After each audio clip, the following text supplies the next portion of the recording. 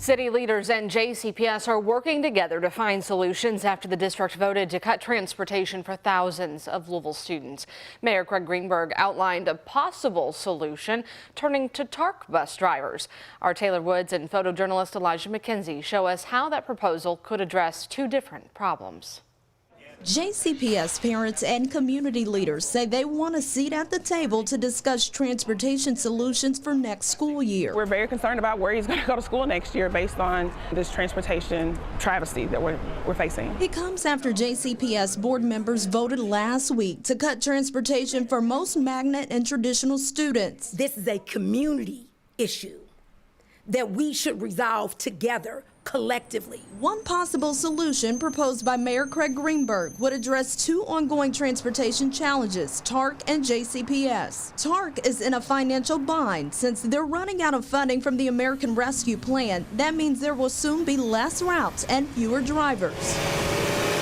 That we convene a meeting this week immediately to start working through the details of how we can offer impacted TARC drivers the opportunity to be JCPS bus drivers and address their transportation challenges. Mayor Greenberg says now is the time for his administration, Metro Council leaders, JCPS, TARC, and union members to collaborate. Superintendent Dr. Marty Polio says the district is ready to hire TARC drivers. Any discussion in regards to going anywhere has not taken place with the union, TARC, or with the mayor. In Louisville, Taylor Woods, WHAS11 on your side.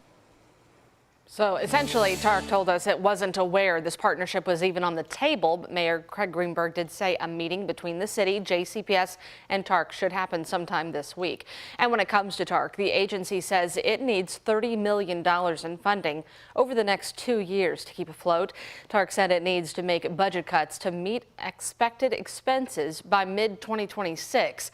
Those route reductions would begin January 5th of next year and only affect fixed route service, not TARC. Under the reductions, TARC would shift to Saturday level service, meaning fewer scheduled buses every hour. The changes will not affect its four busiest routes, which are 4th Street, Dixie Rapid, Broadway, and Preston Highway. Metro Council still has to approve the TARC budget. A controversial anti-crime bill called the Safer Kentucky Act is now law. Surrounded by lawmakers and advocates, Secretary of State Michael Adams signed House Bill 5 Monday. The governor vetoed the bill last week, but lawmakers overrode it, and it includes numerous provisions, including increasing penalties for violent crime, changes to the parole board, and destroying firearms used in murders. It also has a section titled Madeline's Law, which regulates bail funding organizations, named for the Louisville teenager Madeline Trout, who was killed in a 2021 crash. The man charged in her death bonded out of jail just weeks before by the Louisville Bail Project. If we save one family's life or one family member, or we save families from having to go through the tragedy that we did, then we've done our job, and that's exactly what today was about. Now, critics of the Safer Kentucky Act say it will punish the homeless and worsen the state's overdose crisis. They held their own news conference after seeing the bill signed. Today, I am begging prosecutors, judges, and law enforcement to use the discretion that is granted to them to lessen the impact of this very harmful bill.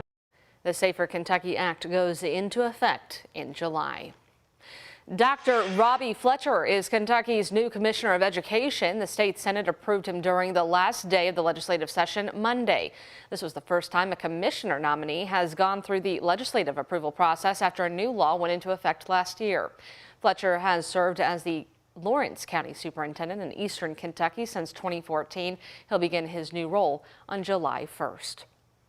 Louisville Metro Council is hearing public input as it prepares to vote on two contracts with the city's Fraternal Order of Police. The agreements address issues like working conditions, job benefits, and salary increases. Our Alex Dieter attended last night's meeting where there was a mix of both support and criticism for these new contracts. Police need a raise. We need more cops. 4 days after 2 Louisville Fraternal Order of Police, or FOP contracts, were made public, community members addressed the Louisville Public Safety Committee ahead of the Metro Council's vote. More money to the police equals less for the rest of our vital city services. One of the main issues the contracts tackle is a pay increase to officers. We're losing too many officers to other departments for more money and less crime.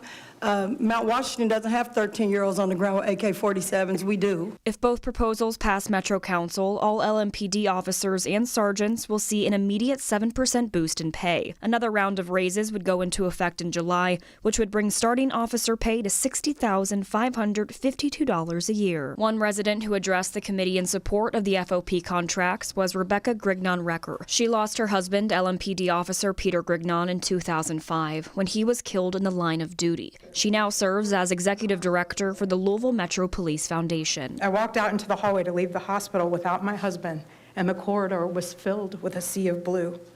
Peter's brothers and sisters in law enforcement gathered around me and supported us as we rebuilt our lives. Some are hopeful the contracts pass to recruit more officers. This department is far different than it was 25 years ago.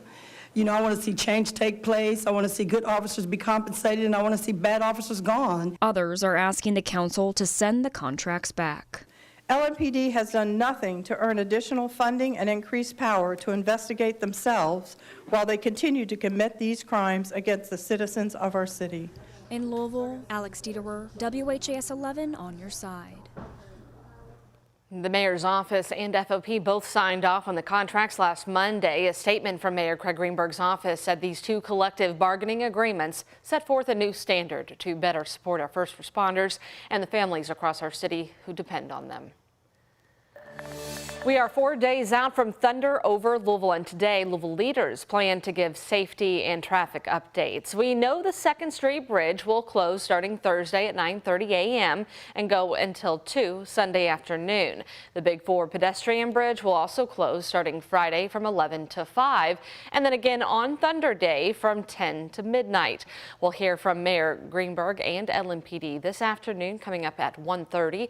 And then tomorrow, Jeffersonville Police will share its plans at 2 o'clock. You can look for those details online as well as on air here at WHAS 11 News at 4. For more details on the show, you can text the word thunder to 502-582-7290. We'll send a full guide right to your phone, including when that show starts and where you can watch. Well, this is your chance to help the WHAS Crusade for Children and win big. It is the Kentucky Derby 150 Raffle-thon. For a $50 ticket, you could win a Derby package with box seats for 6 people. That's a value of $7,000. Other prizes include tickets to the Kentucky Derby Museum Ball, a GE ice maker, and a $500 Kroger gift card. The Raffle-thon starts at 4 o'clock right here on WHAS 11. That's this afternoon. You won't want to forget the 71st annual WHAS Crusade for Children is held June 1st and 2nd, and you can donate anytime at WHAScrusade.org.